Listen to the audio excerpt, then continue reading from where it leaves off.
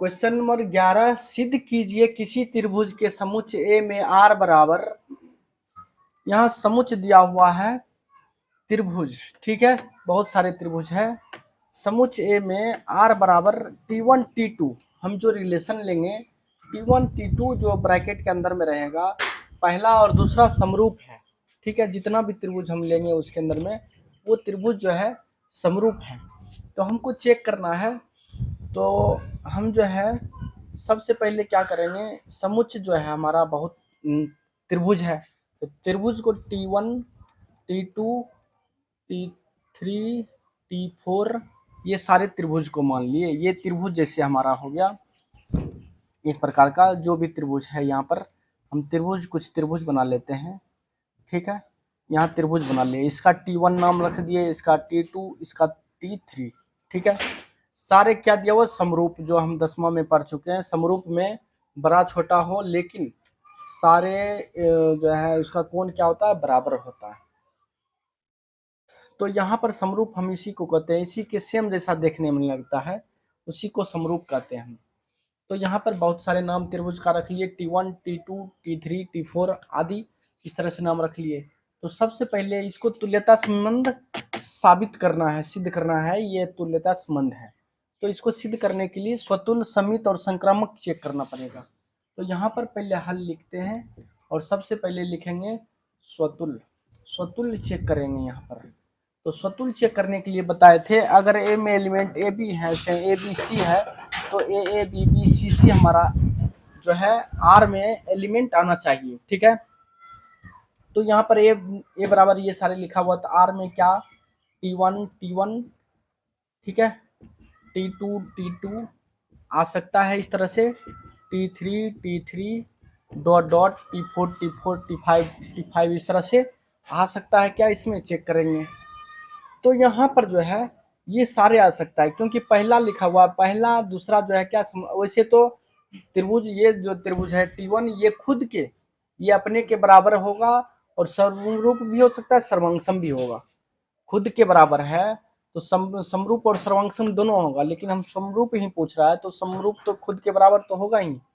ये त्रिभुज जो है खुद एक इसके जैसा एक और बना लेंगे त्रिभुज, तो ये खुद के बराबर तो होगा ही, इसलिए समरूप कहेंगे।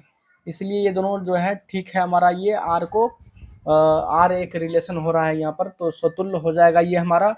अब चेक करेंगे सम्मित, सम्मित चेक करेंगे सम्मित होगा कि नहीं। मानते हैं T1 T2 के समरूप है, ठीक है, ये मान लिए T1 जो है T2 के समरूप है, तो T2 भी जो है समरूप होगा T1 के, ये इसके समरूप होगा, तो इसको भी बोल सकते हैं T2 जो है T1 के समरूप होगा।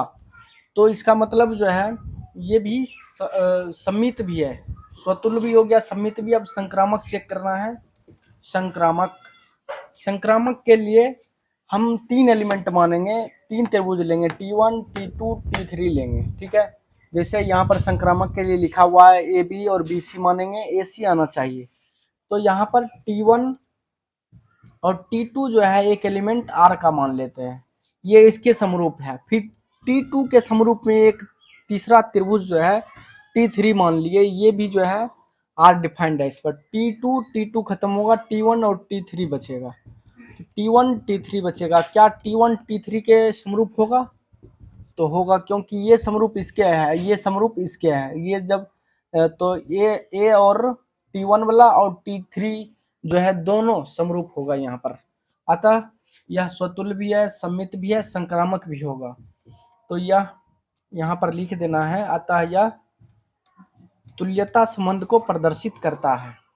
फिर उसके बाद जो है आगे दिया हुआ है भुजाओं 3 4 5 वाले समकोण त्रिभुज, समकोण त्रिभुज यहाँ पर दिया हुआ है 3 4 5, ठीक है। बड़ी भुजा जो है कर्ण होता है हमेशा, तो कर्ण लिख दिए 3 4 5। उसके बाद एक त्रिभुज और है 5 12 13, फिर उसके बाद एक और त्रिभुज दिया हुआ है 5 12 13।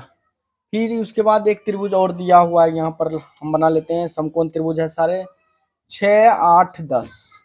तो इसमें बोल रहा है कौन सा जो है त्रिभुज एक दूसरे से रिलेटेड है, तो ये त्रिभुज इससे रिलेटेड है। यहाँ पर देख रहे हैं ये त्रिभुज जो है इससे रिलेटेड है, यहाँ पर क्या देख रहे हैं कि 3 दूनी 6, 4 दूनी 8, 5 दूनी 10, ये रिलेटेड इसलिए है। 3 कितना हो गया 6, उसके बाद ये 4 लेंगे, इसका 8 लेते हैं, और इसका 5 लेते हैं, और इसका 10 लेते हैं। ये सबको भाग करेंगे 1/2। इसका अनुपात क्या हो रहा है, सेम हो रहा है। अनुपात सबका सेम हो रहा है, दो दो दो अनुपात तो है सबका, लेकिन इसका जो है अनुपात सेम नहीं हो रहा है, इसका अलग है। लेकिन ये दोनों त्रिभुज एक दूसरे से संबंधित है।